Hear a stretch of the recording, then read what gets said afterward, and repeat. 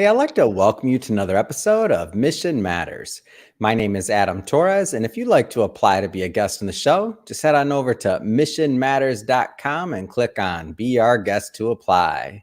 All right, so today is a special episode. I have Mark Thiede on the line, and he is owner of Two Wrasslin Cats Coffee House and also the champion for the best graphics so far on the show with him with that big, beautiful coffee cup. Mark, hey, I just want to say welcome to the show. Thank you very much, Adam. I really appreciate the opportunity and look forward to talking with you. Oh man, Mark. So as I've gotten to know you more through this interview process, and also a spoiler alert for everyone listening, Mark is going to be a featured author in one of our upcoming books, which we'll talk about that a little bit more today. But I'll tell you, Mark, since I've gotten to know more about your story and how you had a great career in corporate America, but decided at some point you wanted to do something a little bit different, a little bit more, and you started Two Wrasslin Cats Coffee House. And I'm excited to get into the journey today. What that took, the twists and turns. Opening a business is never easy, but I know people wait in line for your coffee and to come into your coffee shop. So excited to get into this. But we'll start this episode, Mark, the way that we start them all, with our Mission Matters Minute. So, Mark, we at Mission Matters, we amplify stories for entrepreneurs, executives, and experts. That's our mission. Mark, what mission matters to you?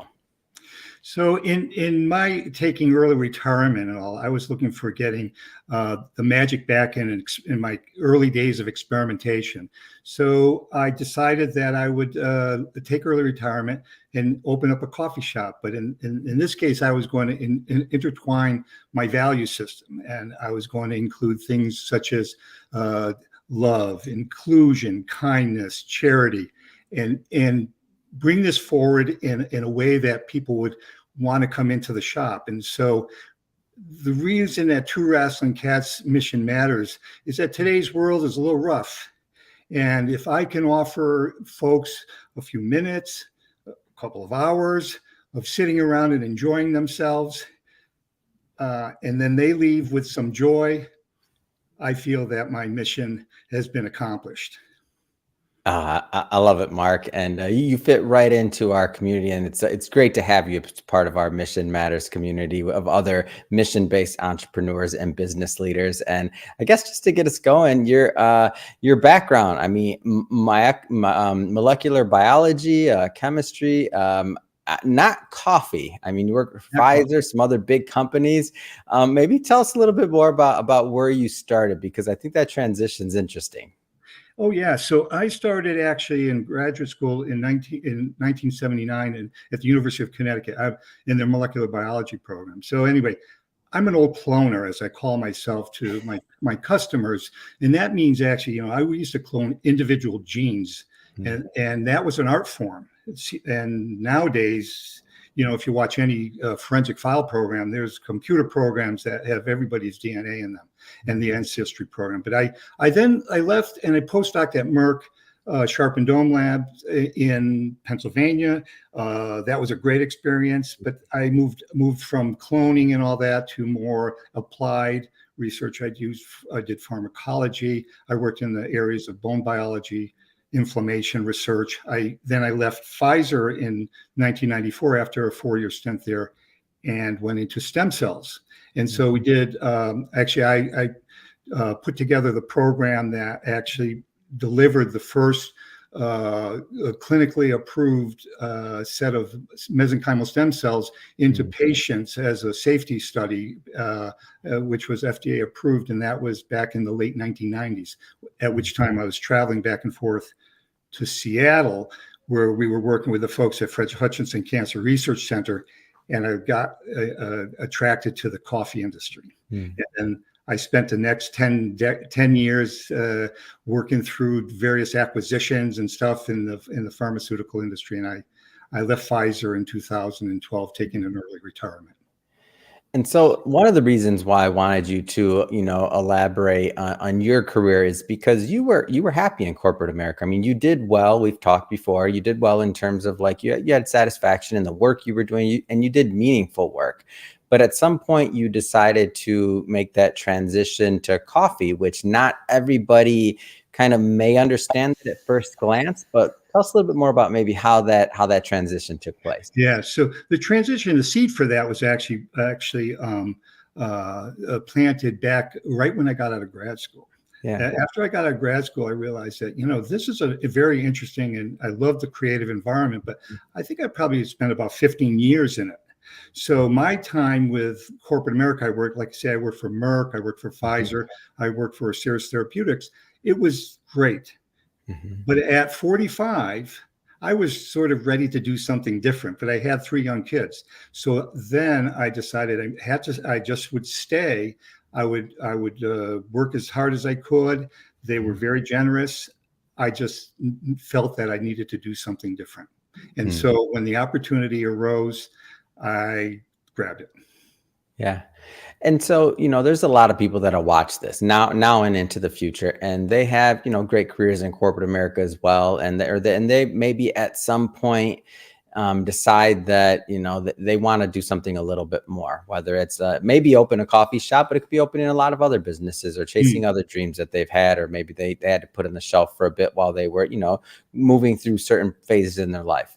What kind of things would you tell them, like with the benefit of hindsight and you kind of making that leap? Because that is a leap. So yes, so it is quite a leap. And I think that you really have financial considerations and all. I mean, I don't make money like I did back then, but I found that money wasn't the thing that was driving me in the industry. I stayed in the industry because I could make money and that I knew I could use it at a later date. So I think that's it. I think that you have to have your priorities around your finances and how you're going to use them in the later date.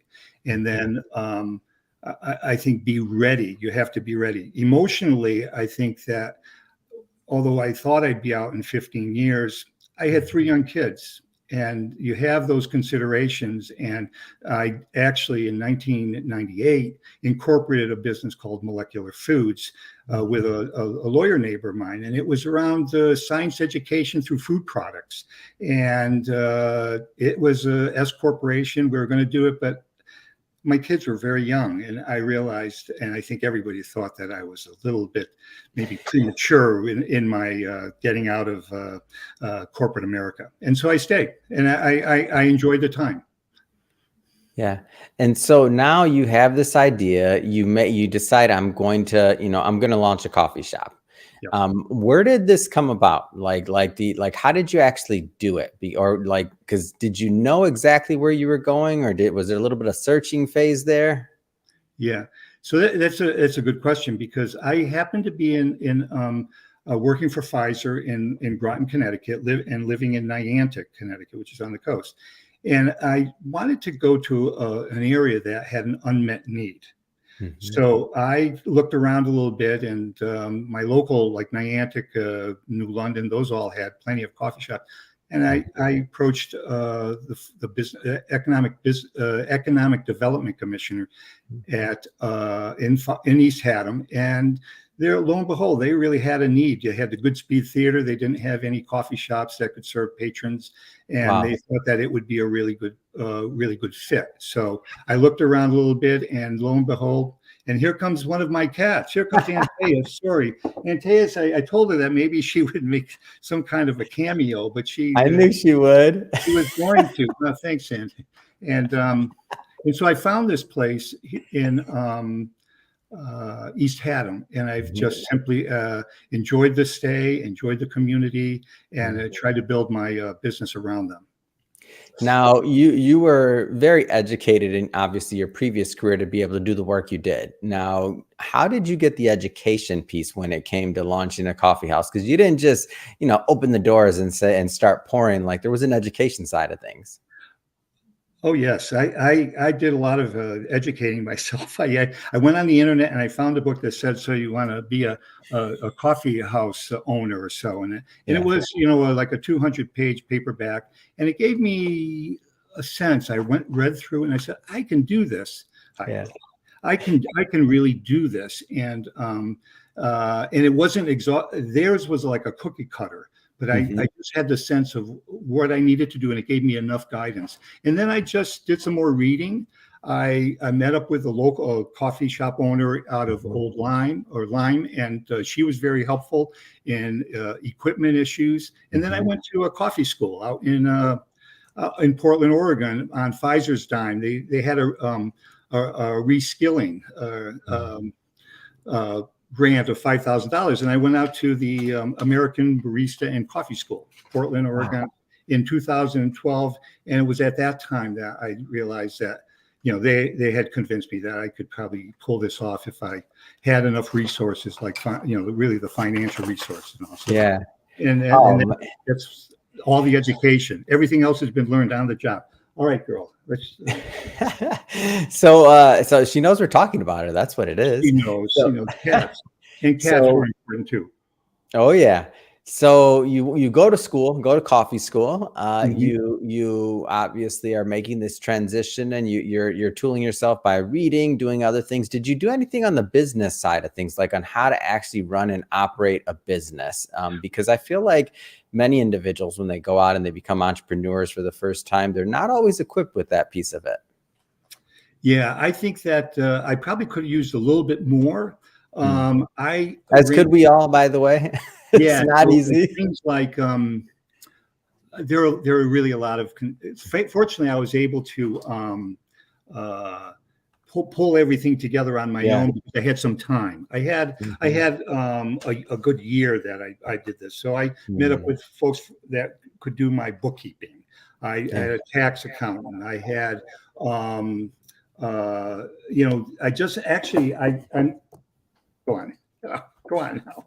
I had enough wherewithal, and I didn't have such a big ego that I couldn't ask people. I think you have to seek it out and all.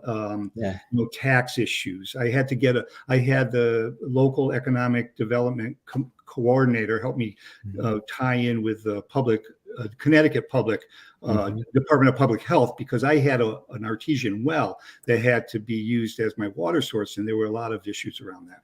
And so it's really about making sure that you get out there and talk to the people and find the experts and all. And you'll be surprised how many people will help you very easily, very readily.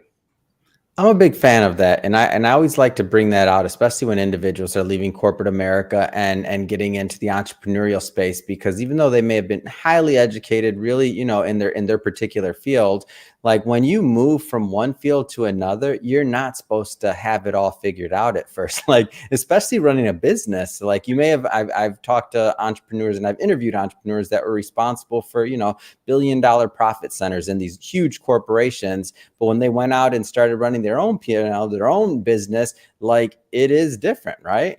I'm quite sure that it's quite different. I mean, this is my first experience. I look back, I think of somebody coming up to me at the end of year one and saying, "Hey, congratulations, you made it through year one." And I said, "Well, I didn't know that was such a big deal. I wasn't going anywhere, That is a thing, Mark. And now when I tell people that I've made it through 10 years, it's people like, wow, and I say, wow, and I still enjoy it very much. And you not only made it, you've made a difference. You made a difference in your community. I can tell, by the way, because I follow you on social media, on Facebook. I've seen the website, and you really are making a difference and impact in your community, and really providing a great service. And you can tell, like, so even some of the things that you're doing around inclusion, around diversity, and then around creating a great experience with overall with the coffee house. So maybe let's start with going a little bit into the main event. So Two Wrasslin Cats Coffee House. Tell us a little bit more about the concept and how it was launched.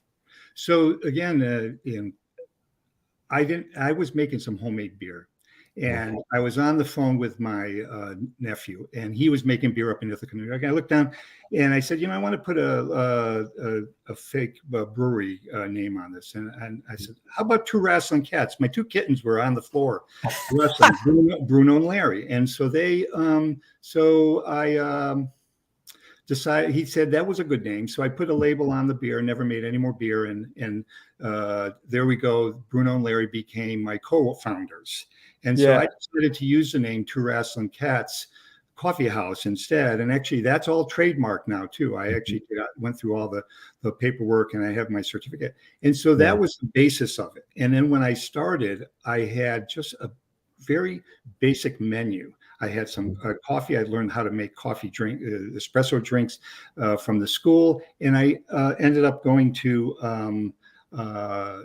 the lengths of making different chicken salads during the summer. My first summer, we essentially put the menu together in motion. And then we essentially, that menu has been there for about 9 years now.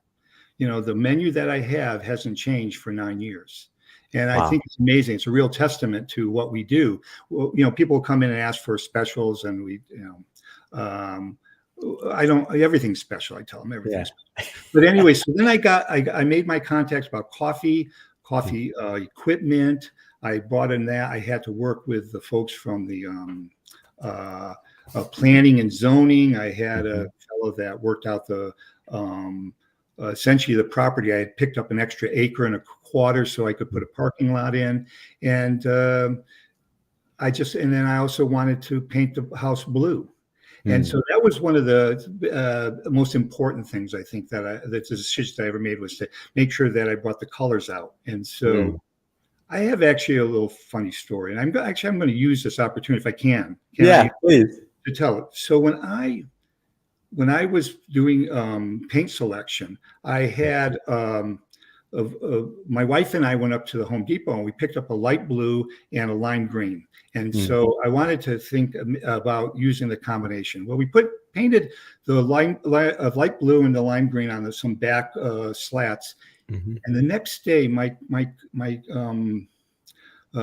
we'll call him the contractor, the major contractor, says to me, "Mark, you don't want to use that blue." And I said, "Why?" He said, "Well, no contractor is going to come in here."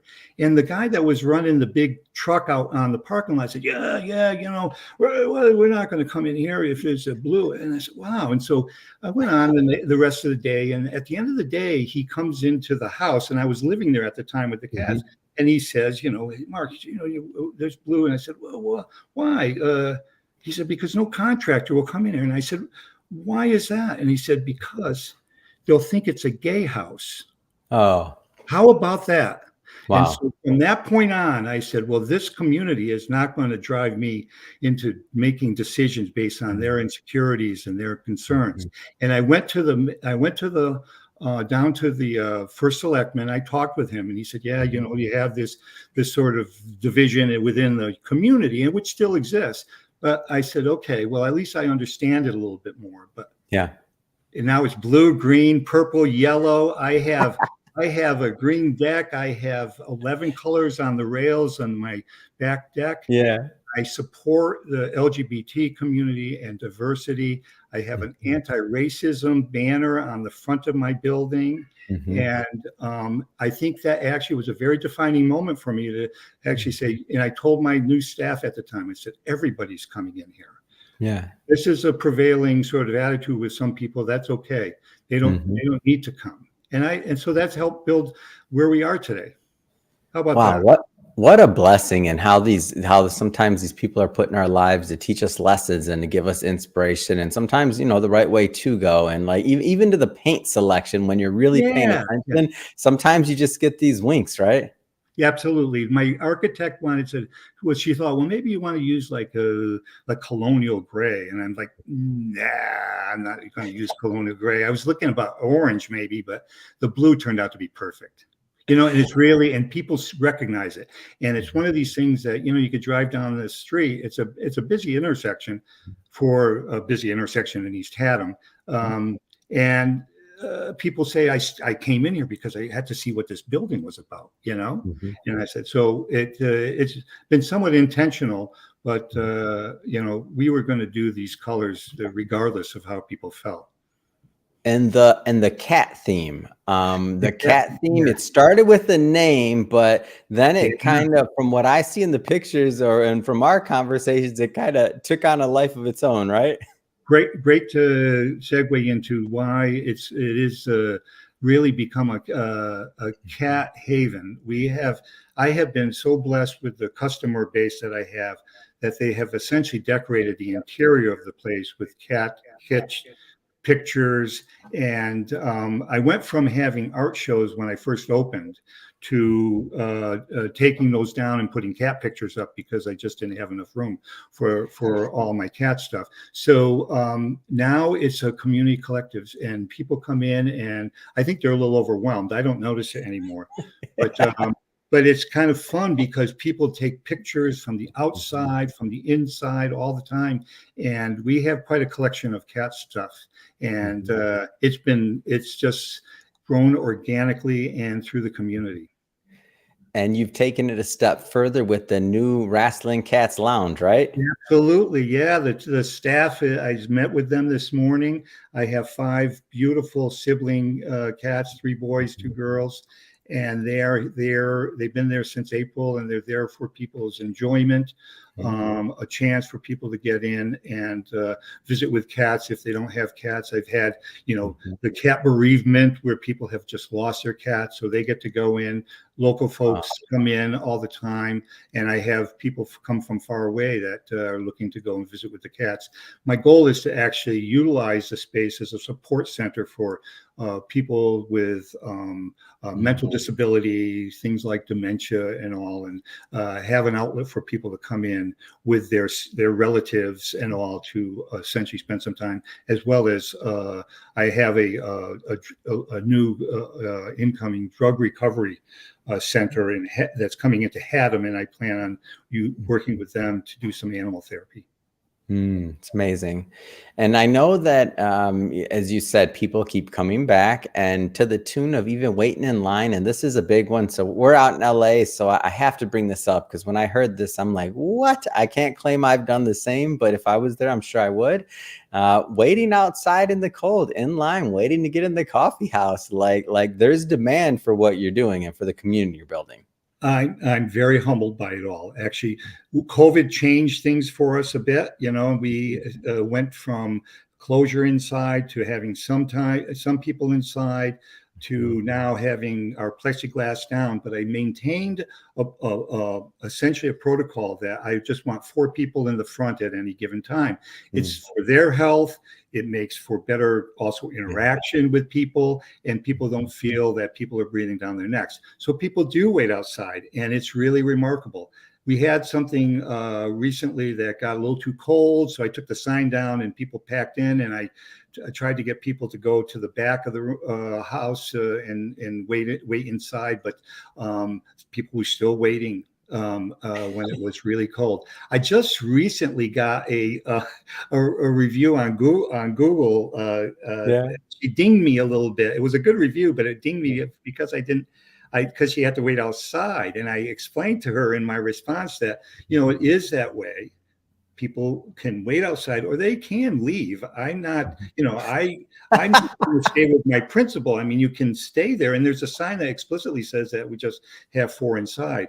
And some people come and there's, we don't have anybody inside, and they will stand outside because one of the lines says, we'll let you know when you can come in, because during real busy times, this is what we do, And so it's interesting that somebody would take issue with it, but because they have to stand outside, but it's okay. I can take my licks. It's a great people comfortable.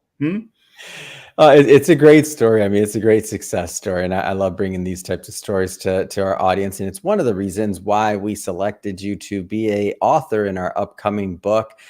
Just for everybody watching this and listening in, just so you know, we're not going to do a deep dive into the book today or what Mark will be writing and presenting. And that's intentional because we will be bringing Mark back onto the show for part 2 of this interview once the book is actually live, and there'll be links in the show notes and all that good stuff so you can pick up a copy. But Mark, keeping it kind of high level today. Again, I know we're in editing, we're still refining the content, but high level, what are some of the kind of things that you plan to present in the upcoming book?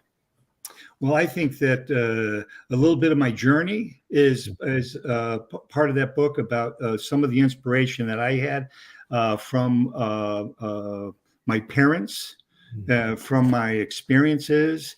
And I think I speak a little. I got this cat over here who's going to turn. She's going to turn the button on the top of this thing off. And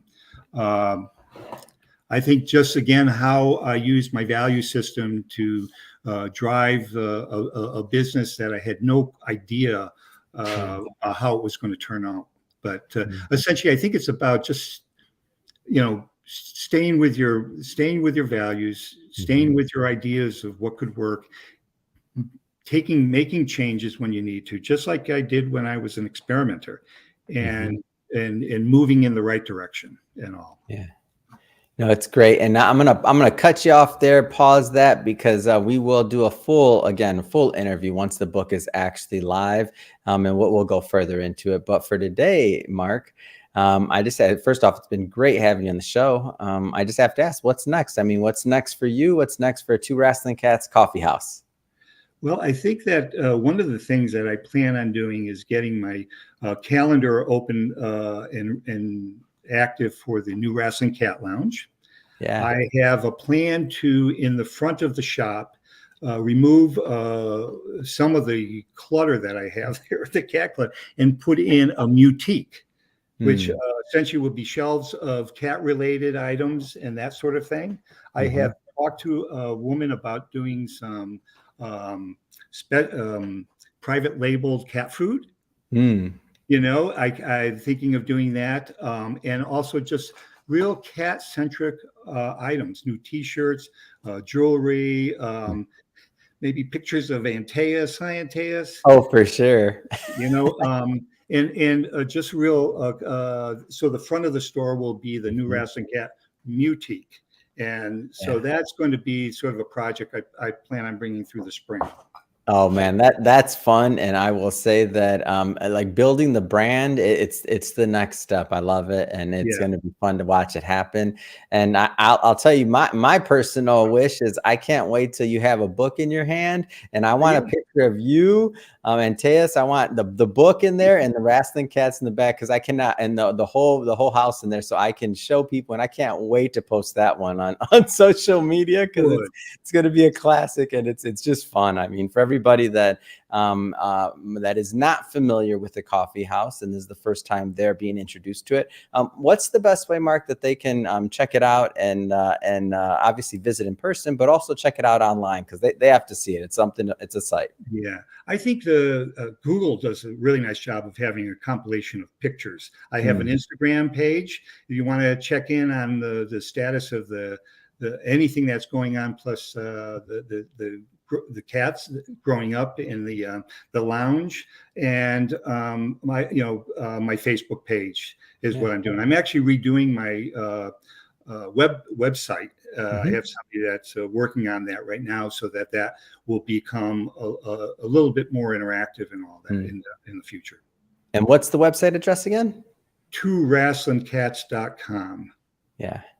Great. And we'll put that in the show notes so that our audience can just click on the links and head right on over and check it out. Again, TwoWrasslingCats.com. And speaking of Two Wrasslin Cats and the audience, if this is your first time with Mission Matters or engaging in an episode or connecting with the platform, we're all about bringing on business owners, entrepreneurs, executives, and hearing their stories, the ups, the downs, everything in between. And the idea is for us all to learn and grow together from that content. If that is the type of information that sounds interesting or fun or exciting to you, we welcome you. Hit that subscribe button, because we have many more mission-based individuals coming up on the line, and we don't want you to miss a thing. And Mark, until the next time, it was a pleasure working with you today. Can't wait till the next time I get to have you on the show. Yeah, well, thank you very much, Adam. And I want to put out to the audience as well that I have been incredibly impressed by you, your staff, and the Mission Matters, franchise. Beautiful work you do, and I appreciate it. Oh, very kind. Thank you, Mark.